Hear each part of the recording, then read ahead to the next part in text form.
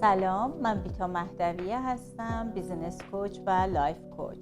امروز میخوام در مورد لزوم داشتن یک پلنر باتون صحبت بکنم. یک پلنر به ما کمک میکنه که برنامه روزانمون، هفتگیمون، ماهیانه و سالیانمون رو دقیق بدونیم و ارزیابی بکنیم عملکرد خودمون رو توی مقاطع زمانی مختلف.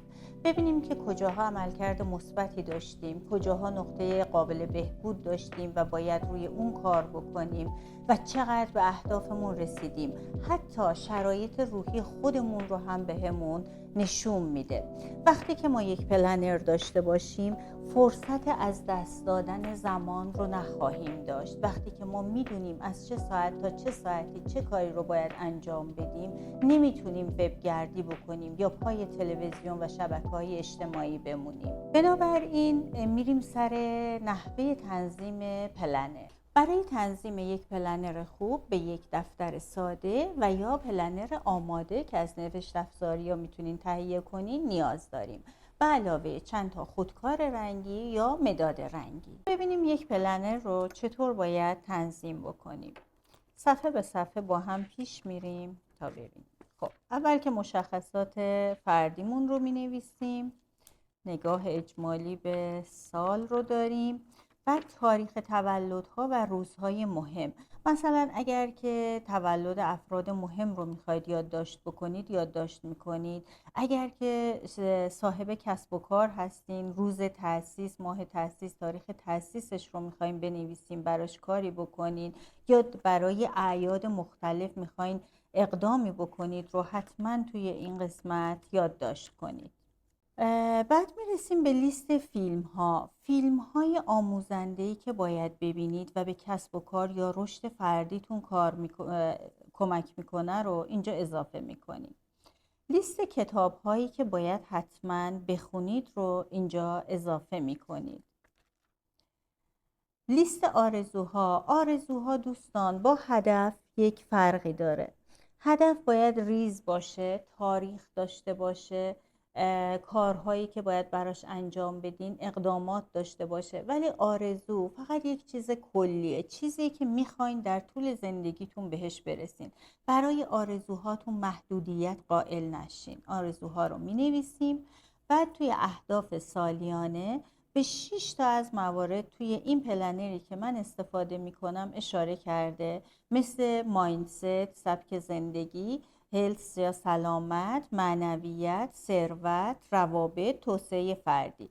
البته من در 4 تا لایو آخر سال به 9 بعد از زندگی که باید مد نظرمون باشه اشاره کردم. اگر تمایل داشتید میتونید اونا رو اونجا ببینید. قدم بعدی اهداف ماهیانه است. اول بنویسیم که در طول یک ماه ما برای این 6 بعدی که حالا توی این پلنر بهش پرداخته شده، مثل همون سبک زندگی و سلامتی و معنویت و اینا، چه کارهایی میخوایم انجام بدیم. بعد ساعت خواب و بیداریمون رو تنظیم میکنیم با این پلنر و میگیم که توی این ساعتها چه کارهایی رو انجام دادیم. 3 تا کار اینجا می نویسیم و 3 تا کار، 2 تا کار، 3 تا کار، 4 تا کار که اینا دلیل داره که چرا به این صورت تنظیم شده. در شب هم چه کارهایی، یعنی بعد از غروب هم چه کارهایی باید انجام بشه. بعد می رسیم به اهداف هفتگی. اهداف هفتگی، حالا ماه رو میایم تقسیم بر 4 میکنیم، میبینیم این هفته چه کارهایی رو باید انجام بدیم. بعد تاپ هاش رو می نویسیم، کارهایی که برامون مهمه، 3 تا کاری که برامون اولویت داره. اینجا اومده روزها رو نوشته، چه ساعتی خوابیدم، چه ساعتی بیدار شدم که خوابمون هم تنظیم بشه. بعد عادت هامون رو، عادت هایی که داریم، عادت هایی که میخوایم تغییر بکنه. جمع‌بندی هفتگی، وقتی که اینجا ما جمع‌بندی بکنیم، میدونیم که آخر هر هفته باید به خودمون به عنوان یک مدیر پاسخ بدیم. بنابراین هفتمون رو نمیتونیم بدون هیچ دستاوردی طی بکنیم. اینجا می نویسیم که دستاوردهامون چی بوده. بعد در مورد حالمون، ببینید اینجا غمگینه، اینجا بی تفاوت، خوشحاله.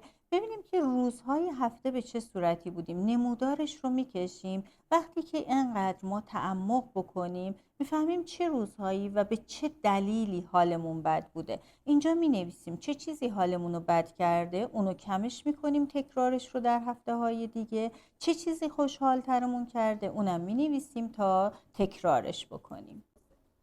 بعد میرسیم به جمع‌بندی ماهانه. ببینیم که ما در طول یک ماه چه دستاوردهایی داشتیم، چقدر خوب عمل کردیم و چه نقاطی رو باید بهبود ببخشیم. و اینجا در مورد سلامتی دوباره همون 6 بعدی که توضیح دادم به خودمون از 1 تا 5 نمره میدیم و اینجا کارهایی که باید تکرار بشه یا تکرار نشه رو برای خودمون یادداشت میکنیم. اینم که عادت هامونه، عادت هایی که باید تغییر بکنه. ببینیم که در طول یک ماه نمودارش رو میکشیم کدوم عادتمون تا چه اندازه تغییر کرده و ما چقدر درش موفق بودیم. تا ویدیوی دیگر خوشحال، خوشنام و خوشروزی باشید.